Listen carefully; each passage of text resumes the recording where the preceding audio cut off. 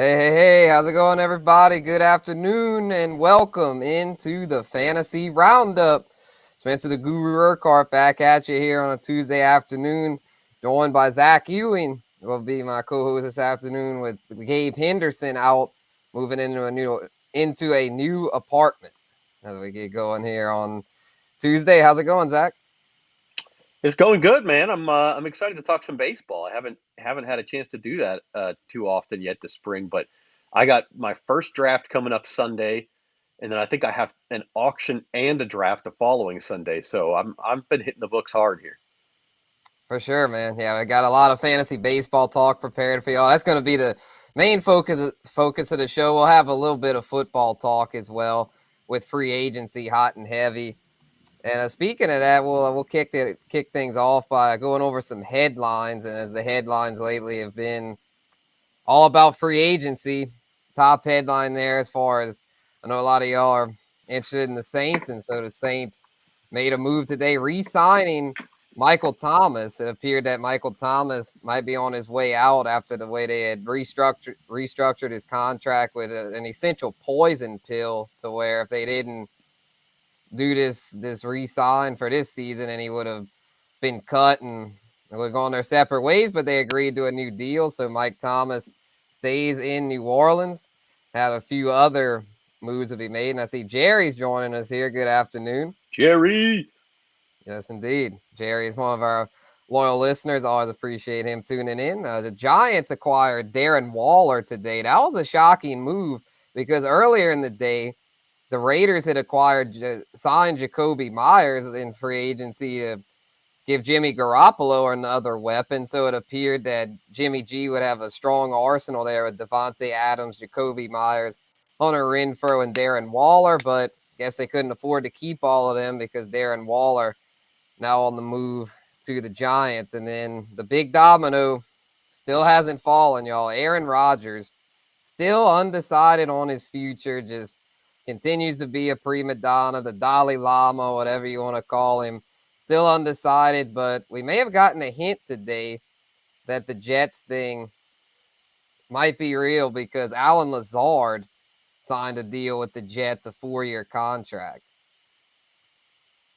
Yeah, and I mean I think there's like a report out there of an Aaron Rodgers wish list that included Alan Lazard Right. and OBJ, which is it's like I, That was I bizarre. mean it could work. I'm skeptical. But it will be entertaining. I know that. I got a question for you, Spencer, about the Giants and Darren Waller. I'm really starting to like that offense under Brian Dable. How high would you draft Daniel Jones next year? As far as I mean, is he in your top 10 quarterbacks, your top 8 quarterbacks? Where are you putting him? Right. Yeah, I think Daniel Jones could definitely be top 10. I don't think I'll go quite top 8, but top 10 I think is realistic. I was doing my dynasty rankings already, and he's a QB1 there. I think I had him as QB11. But yeah, with the Waller addition, that's definitely a stock up because now he'll have Waller to go with a few decent receivers there. I mean, nothing great, but I mean, you've got Wan'Dale Robinson, the young guy who should be back off of injury. Sterling Shepard back, and then hopefully a free agent addition or two. Probably will bring back Richie James, who he had a good rapport with. Isaiah Hodgins, I think, still there. He was a restricted free agent, so they should bring him back. So really all they need is just one or two more free agent additions, and they'll have a nice arsenal there. And then, of course, Saquon in the backfield. So yeah, should be interesting. I see Tomcat here is ready for baseball. He said the WBC has been great. You don't think about the WBC, like at least I don't, until it comes around. And then when it comes on, I'm like, damn, this is great. Like I'm going to watch this every night. And then you forget about it for 3 more years or whatever. I guess it's been 6 years since they had it because of COVID the last time they were supposed to have it. But it's good stuff, man. 100%. And then Tomcat and Daniel Jones, man, that's a hot take. Daniel Jones won't be top 15. Wow. I mean, he was top 15 this year with hardly any weapons. I don't see him taking a I step just think, back. yeah, from a fantasy perspective, for me, his Fake him. rushing No, gives come him a on, man. floor, Baker right? Like he's gonna Mayfield. No, no. Daniel Jones will be top 15 just because he's going to rush for 600 yards or so. Like to me, Right. that's Yeah, something like Baker Mayfield doesn't run at all. Like it's just, I mean, maybe as a rookie, Baker was better, but as they've progressed, Jones has progressed a lot better than Baker. But yeah, WBC hype. Yeah, for sure. Yeah, I saw about the perfect game. I believe was it Puerto Rico that threw the perfect game against Israel? That was pretty crazy. yeah, it's been fun. Yep, yep, 100%. So yeah, I want baseball. Let's get to baseball. We'll start things off. We got a few more positions to talk about. We with Gabe last week, we broke down all the infield positions, and Tomcats liking the new pitch clock. I know there's been kind of some mixed opinions on that, but he's saying he likes it. I guess before we get into the rankings, Zach, I know that's a hot topic. What are your early thoughts on the rule changes, specifically the pitch clock? I'm all for the pitch clock. I'll be the first to tell you I haven't watched a ton of spring training, but I've talked to a couple people who went to a few minor league games last year, and said it makes a huge difference without you really realizing that it's even there, which to me is the sign of a great rule change.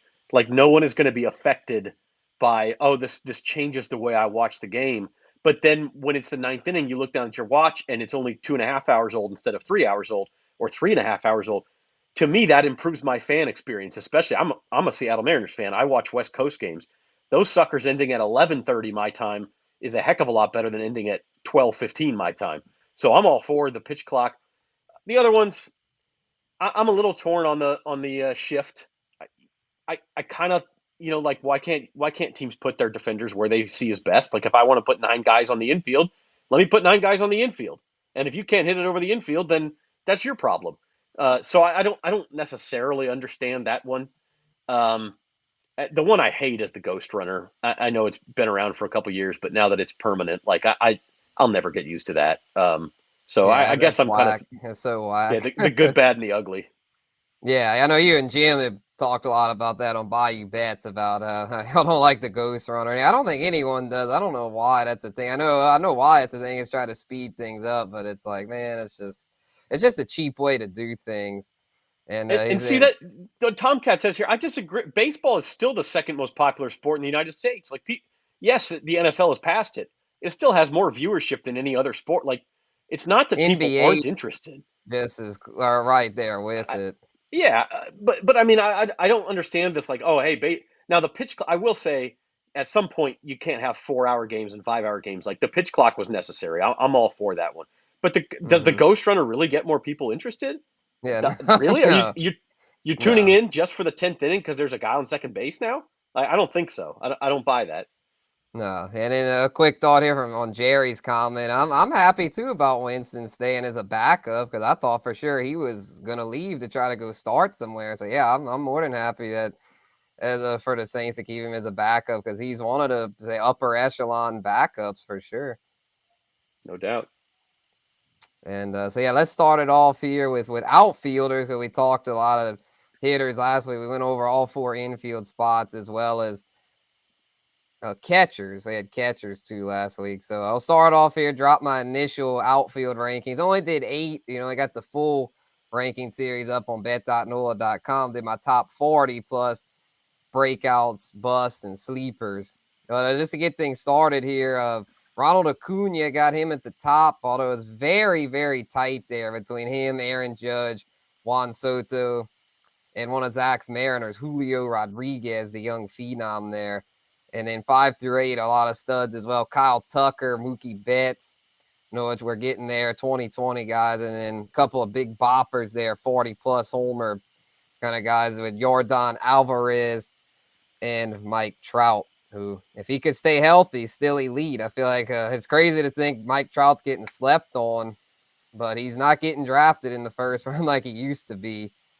So a lot of star power at the top, and no real consensus number one. I've seen drafts where Acuna goes, Judge, Soto, Julio. They're all right, nip and tuck there. So to me, the biggest question for this outfield list is just simply who's number one. That's hard to say.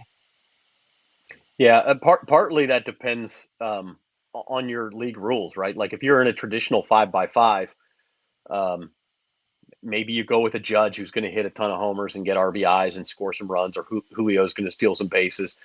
Um, if you're in the league with on base percentage, like Juan Soto to me goes to the top because that guy gets on base like crazy. Mm-hmm. My take here, I don't mind most of these guys at number one.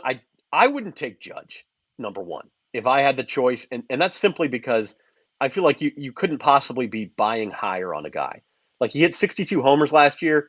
Do we really think he's going to approach that again? If you look at Caesar Sportsbook, our partner Spencer, like his his home run total is 46 and a half for this year. So he's going to go, and maybe you think he hits 50, you think he goes over that total, but you're still like, I wouldn't pay for 60 homers when that's a once in a generation season. Are we really going to see that again? He's not going to contribute a ton in the way of steals. I know he gets a few, but I don't know that I'm going to buy Aaron Judge that high. I'd rather go with one of the other guys. Yeah, for sure. Yeah, especially if you're doing 5x5 rotisserie because Judge steals a few bases here and there, but I'd say the others have more stolen base upside for sure. And then to me, I'm going with Acuna because I know Acuna's power was a little down last year, but I think that had something to do with him coming off a torn ACL. And I'm thinking that he'll be healthier this year and be ready to get back to because before the injury, I mean, he was a guy that was hitting close to 40 bombs and over 30 steals. And Soto's another one that's more of a with his bat as opposed to his legs. Julio might have the most upside. He is still a little young, though, as great as he was. He might face a few bumps in the road here and there where Acuna's like I mean, he's at a prime age to be number one, I'd say. So I know you watch Yeah, a lot of I agree Mariners with that. games. So where like you think Julio, like as a sophomore, you think he might experience a little slump, or do you think he's just gonna continue to get better? Yeah, I mean, it's always possible. I'll say I've been super impressed by his maturity. He started out very slowly last year. Um, his April was not good. In fact, a lot of people you could get him on the waiver wire at the end of April in some leagues. Some people were dropping him, um, and then he kind of showed off some more plate discipline, caught fire, showed what he really was, won the Rookie of the Year. To me, I don't know that there'll be a slump necessarily. I do think he stole 25 bases last year, but 20 of those were in the first 3 months of the season. And then he stopped running, partially because he had a little hand injury that they were afraid of worsening by sliding in, to second base, getting a tag down, having the ball hit it, possibly something like that. So he wasn't running as much at the end of the year. I think of these four, Julio is maybe has the highest upside, but also has the most risk factor. Yeah, for sure. Which is why I had him four of of these four because yeah, he's probably the riskiest. But you never know if he takes that step forward, could end up even better. And that's another question from Tomcat here. You guys do roto or head to head? I usually do the one I like to do head to head roto. So it's like you use the 5x5 categories, but you still play someone each week. That's my go-to scoring Yeah, system. that's what I do, and then I actually have one league um, that's full season roto and head to head roto, and your final standings is determined by half of each, which is very confusing. But it's a very confusing league. It's been around for like 30 years, so a lot of this stuff's grandfathered in since I was, long before I was in the league. So it's fun. I gotcha. Um, but yeah, I do a little bit of everything, and I don't know. To me, Spencer, it's not a good year to have the number one pick. I don't think it is because I don't think there is a bona fide number one stud. I'd rather pick fourth or fifth and either get whoever's left out of these guys or take a Trey Turner or and then Yeah, turn around and get Otani. my Otani's yeah still in the or mix. Otani and get my second pick sooner than being forced to choose among these four and having to wait until pick number 24 to pick again. Right, right. Yeah, because I mean, you can make a case for Otani, but it's one of those things to where if it's ESPN, you get him as a hitter and a pitcher, but the only issue with that is when he pitches, you don't get credit for his hitting. So if he happens to go 4 for 4 with 2 bombs on the day he's pitching, well, you only get credit for his pitching. So that's the if it wasn't for that, I'd say, well, it's clear and obvious Otani number one, but with the stipulations there, it makes it to where it's kind of tough to decide. Yeah, And I agree. I usually do ESPN Tomcat. I know Yahoo's pretty good too. So, but yeah, before we move on to starting pitchers, I'd like to shout out our sponsor and partner, Caesar Sportsbook. Forgot to do that earlier. I'm gonna make sure to shout them out right now. First bet on us, get up to 1250 back as a free bet. If you don't win, you use our promo code NOLA Full. And we've also got our LSU poster giveaway. Go to lsuposter.com, bet $10 and receive a commemorative poster set with our, through Caesars. So new users only. Make sure to take advantage of that if you haven't already. So moving on here to starting pitchers, we've got, let's see if I can find them. Here we go. Our top 8 here. Corbin Burns tops the charts here for the Brewers, followed by Garrett Cole, Sandy Alcantara, and Aaron Nola, all proven studs there. And then we've got some younger guys as well. I mean, these all studs, but some of them don't have quite the resumes. Shane McClanahan, Brandon Woodruff, Spencer Strider all have elite upside, but still on the younger side. And we've got a seasoned vet there at number 8 in Justin Verlander, one of the greatest starting pitchers of all time. I don't think anyone can argue with that. So, with that being said, I mean, we know those guys are going to produce. Well, I guess before we get posed the question, Zach, what were your thoughts on the top 8 there? Do you think I should add more vets up there? Was I kind of sleeping on Verlander, or was it or is it or is this just the new age where guys like McClanahan and Burns, Woodruff, it's their time now? Yeah, I'm okay with the rankings. I'm a little bit. I'm always gun shy to take a pitcher in the first round. I'm one of those guys. I'll let somebody else take some of the very top pitchers because they're so volatile, right? Like it's is Sandy Alcantara going to stay healthy all year? Like a big part of Sandy Alcantara's game is the fact that he threw a bunch more innings than anybody else, and so you're getting those counting stats, and they were effective Mm-hmm. innings. But you're getting more wins, you're getting more strikeouts from the guy, and you're still not hurting your ratio. And so like, I don't know if I would take him that early because all of a sudden he has some minor injury at some point or something, and his value goes way down because it's in so much in the counting stats. And then Corbin Burns kind of the opposite problem, right? Like he doesn't throw a ton of innings. So, I'm more of the type of guy who I'll sit back and let other people soak up those top pitchers. And then, last year I'm getting Alek Manoah, I'm getting Dylan Cease, and I'm getting Carlos Rodon, who I know is hurt this year, but like he was a good pick last year. And you're kind of soaking up that second tier of starting pitcher, and they tend to just have as much upside as the top guys, but you're not paying as steep a price for them. 100%, which is a perfect segue into the biggest question here, because to me, that's usually the way to go. Don't take starters too high since they tend to be so volatile.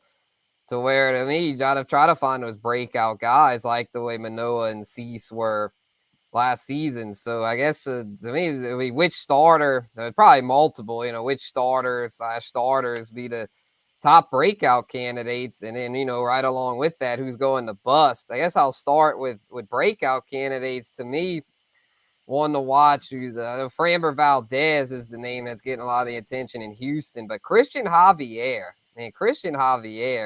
put up sneaky good numbers last year. As a guy, they weren't really comfortable making a starter as kind of like a long reliever because they had so much pitching depth. But last year, they just turned him loose, and he strikes out batters at an elite clip. If he can pitch a full season's worth of innings, he's really on the way up, I'd say. And then also Logan Webb with the Giants. We all know how pitcher friendly it is in San Francisco. And Logan Webb's a guy, he's put together back-to-back solid seasons that I think could be on his way to becoming a fantasy ace. So any Yeah, I breakouts you like all of got? those. Yeah, and I'll second your opinion on those Houston starters, Framber Valdez and Javier both, because I think with Justin Verlander out of town, with Lance McCullers hurt, some of those guys were on, I don't want to say innings limits, but you could tell they were kind of treating them with kid gloves, and they were getting 5 innings Right. a start instead of 6 or 7. I think that changes this year. They're a year older, and they don't have the rotational depth that they did last year without Verlander, and for as long as McCullers is going to be out. So I do think those guys could end up being even better than they were last year or close to it. So they're worth a look. I'll throw out two other names. One is from my Mariners, George Kirby. Don't think he's getting drafted high enough. The guy's phenomenal. He doesn't walk anybody. He still keeps that strikeout rate high. And if you can do that, boy, I tell you, you can have success in the majors. He's balls are being put in play, but he plays in a pitcher's ballpark in Seattle. He's got a good defense behind him, so a lot of those balls are turning into outs. Home run rate might be a little bit high, but for where you can get George Kirby, I think he's a guy who the Mariners showed they're willing to give him innings at a young age, and he could be a standout. And then the other one is Dustin May, Spencer, coming back from Tommy John surgery for the Dodgers, but the guy's got ace level stuff, and you can get him real low in a draft to where, look, if he's not fully healthy, and he's not effective or he's not pitching very many innings, he's not a guy who's going to cost you a ton if you hold on to him for April, decide it's not going to work out, and you just drop him. But he has that potential to break out. 100%. Yeah, because the Dodgers, they need someone to break out. And Tony Gonsolin's already hurt. We know Clayton Kershaw gets hurt every year. Syndergaard's not reliable. They don't really have any reliable pitching. Like, they not nearly as much as they did. Walker Bueller's on the mend. Really, it's crazy to say this, their only super reliable arm is Julio Urias. So now that I'm thinking about it, they're not going to be able to handle May with kid gloves to where he's gonna pitch, and if his stuff's working, then yeah, he should be a very good breakout candidate. I like that one. And as far as busts, I'll just come out and say it: Jacob DeGrom. It's just he's Already ranked missing time, right? way too high, way too high. I mean, I could have done my rant about that. I mean, on Fantasy Pros, he's ranked number 4 overall among starting pitchers. Last I checked, that is insane. Y'all do not trust this guy. He signed with the Rangers, so he's going from the Mets to the Rangers. That's not a good move. We know the Rangers. That's a hitter's park. Pitchers don't tend to fare well out there. They've tried year after year. They sign all these pitchers every offseason. This year, they're all right. Well, we're going to sign the very best, the cream of the crop, Jacob DeGrom. But are things going to change? I mean, he'll still be effective when he's out there, but the reason why I don't see it panning out is because of his injury history. He's always injured. And at least when he is with the Mets, you're like, well, I'll take him. Even if he only throws 120 innings, I'm getting a 1 point something ERA. Or if he goes to the Rangers, well, he is with the Rangers. With the Rangers, I don't see his ERA being much below 250. It might even be above 3 because that's just that. And that division's tough. You got the Astros, the Angels, the Mariners. To me, DeGrom is just, he's going to bust at his current average draft position. I'll throw out Verlander and Scherzer. Ooh. I don't know if they're going to bust necessarily, but like Father Time's undefeated, y'all. I mean, we saw with Yeah, they're Tom getting Brady up in there. football They're this almost fall. 40. I You think Verlander is Sooner 40 or now. later, these guys, and we say it every year with Brady in football, right? Or we did, like, hey, this could be the year that he falls off a cliff. I wouldn't draft him too high, and then people go and draft him real high, and it wound up okay. I, maybe Scherzer and Verlander will be okay. My guess is at least one of them is going to miss significant time. They're just starting pitchers don't last into their 40s and stay effective. It's unheard of. These guys are already breaking the mold to a certain extent. So if it's me, I'm not pushing that any further than I have to. 100%. Yeah, because it's like, I mean, I would still draft them, but yeah, their ADPs are pretty high, not quite as high as DeGrom. But yeah, I can see kind of treading lightly with those veteran starters. So moving on here to relief pitchers, you got closers. Always want to have a closer or two on your team that's effective. But if you want any of these guys, though, you're gonna have to pay up. We've got Edwin Diaz at the top, followed by Emmanuel Clase, Devin Williams, Jordan Romano, Josh Hader, Ryan Presley, Ryan Helsley, and Raisel Iglesias. All guys that are capable of getting 30 plus saves, I'd say. But the thing with relievers, though, is, I mean, and just our closers, I mean, when you want to draft closers, I mean, you can take 1 or 2 middle relievers, but you want at least 2 or 3 closers, ideally, guys that are going to rack up saves for those that play in the 5x5. If you have a reliever, you need him to get saves for him to be worth it. But to me, the question is, I mean, how early should these elite closers like Edwin Diaz be drafted? Because I see him going higher and higher. To me, it depends a little bit on your strategy, right? Like if you're going to be one of those, Okay, Tom. Yeah, Roger Clemens might have had a little Yeah, artificial Randy help. Johnson. Yeah. He might have had a little bit of artificial help to continue that. And yeah, Randy Johnson made it. He was lying on the dugout bench to rest his back in between innings. And I mean, if you look at his stats once he turned, I think he had one good year right when he turned 40 in Arizona, and then he really kind of dropped off. So Yeah, it's is it tough. possible again? Yeah, but I don't know. Um, Look, if I'm drafting a team in a 5-by-5 league, I think there is a viable strategy if you don't have a high innings minimum and you don't have like actual starting pitcher spots to fill if it's just pitchers. There's a viable strategy to draft 6 closers, maybe even 7 or 8 closers and no starters. And as long as the innings limit's not too high, you're going to win saves every week, and you're probably going to win ERA and WHIP every week. And then you just kind of punt on wins. And K's, honestly, with the way starters go today, only going 4 or 5 innings, you have a chance. I mean, so I think there is a strategy to do that. And if you're going to do that, you need to be very aggressive. You're going to have to start drafting them very early. But if you're not doing that, I don't know that I would do that. I mean, look at some of the breakout guys from last year's closer market, like Camilo Doval in San Francisco. He wasn't even the closer on opening day, and so he was drafted real late.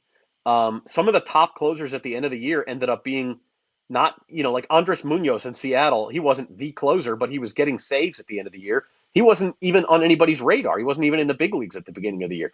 So Yep, if same you're with just Helsley with the yeah, Cardinals. exactly. Yeah, if you're just trying um, to get a couple of closers in there, I'm not wasting a top, unless everybody else has the same strategy and I can get an Edwin Diaz outside the top 10 rounds, like I'm not going to mess with that. Yep, yep. Yeah, I agree. I definitely I try to wait on closers and just try to stack them up late. I'm not going to be the guy that drafts as good as Diaz and Clase are. They're nasty as Tom Cat pointed out, but I'm not spending that third, fourth round pick on those guys. Let someone else do it. Says I'm going to keep stacking my lineup and then let pitching. I tend to wait on pitching because it's just not as reliable. Arm injuries are just unfortunate, but they're more common than injuries to hitters. The two stats in a 5-by-5 league that predict winners in fantasy baseball the most are runs scored and strikeouts. And so closers, yeah, they're going to get strikeouts, but these guys are only pitching in save situations. If you're not taking a closer instead of taking a guy who's going to be an everyday starter in your lineup, or a starting pitcher who's going to rack up Ks every 5 days, I think you're misguided in doing that. Unless, like I said, your strategy is I'm going to try to win pitching 3-2 every single week, by racking up on closers and trying to get saves, ERA and WHIP. And I've done that before in leagues that don't have a high innings limit, and it's worked. But it can be difficult to pull off, and you have to be aggressive in the draft. Yes, indeed. Oh, all right, Zach. I know we're up against the clock, but you ready to rant? I am ready, man. Cool, I'm cool, always ready to rant. cool. Yeah, our new "Let Me Sound Off" segment here. So we'll let Zach go first here because I know he's got a little rant for you fantasy players, and this could go for all leagues. Just about Yeah, the just. I'll let you have the floor here. Don't be this that is guy. yeah, this is not just baseball, right? This is football, basketball, any fantasy league. Like, don't be the guy or gal who sends these trade offers that you're just hoping to pull one over on somebody. Number one, even if you do it, all you're doing is lessening the enjoyment of another owner, and you're like, it's this win at all costs. Like, we're all trying to win. Look, but this is supposed to be fun, and if you pull one over on somebody, you are actively hurting their experience. Number one. Number two, it like for other owners who aren't going to accept, which is the majority of us, it's just insulting. It's like I don't even want to talk trade with you if you're gonna ask for my best player and you're offering 3 waiver wire fodder guys in return. Like I'm not even going to send a counter offer. I don't want to do that. Don't be the guy who sits there and thinks you're smarter than everybody else in the room and is trying to say, "Oh, well, look, this guy had a good week last week. He hit 3 homers. He's on the come up. How about Mike Trout for him? Get out of here." I don't like you. I'm exaggerating, okay? But this is not something that Oh, I've seen it before. yeah, this is not something that helps fantasy baseball leagues or fantasy football leagues. When you're trying to tell me that the Lions' backup running back is worth Saquon Barkley because of last week. Like, it insults my intelligence. It makes me less likely to trade with you. And even if you are able to pull one over, like it's borderline cheating. Okay, so don't send a trade offer that you don't think is fair for both teams. The ideal trade improves both teams. It improves your team, but you got to give something up to get something, and you're probably helping the other team out too. Maybe one of you is buying on speculation, and the other one is getting the sure thing. Fine, be willing to take that risk if that's the case. But don't try to pull one over on somebody. Yeah, for sure. I could understand, the first offer making it, not super juicy, because when you negotiate, you want to have a little back and That's right. forth. But yeah, don't make it, because if you make it so insulting, as what you're saying, Zach, it's going to be to where they're just going to reject it, and you're not going to be able to trade with them because they're like, well, I'm not trading with this idiot. I mean, he doesn't know how to value players. He doesn't respect my players. So that's what I tend to do. If someone sends me something really whack, I'm just declining. I don't even waste my time sending a counter. Yeah, I agree with that. Don't start with your highest offer. I mean, that's just bad negotiating. But you also don't want to send something that's just laughable.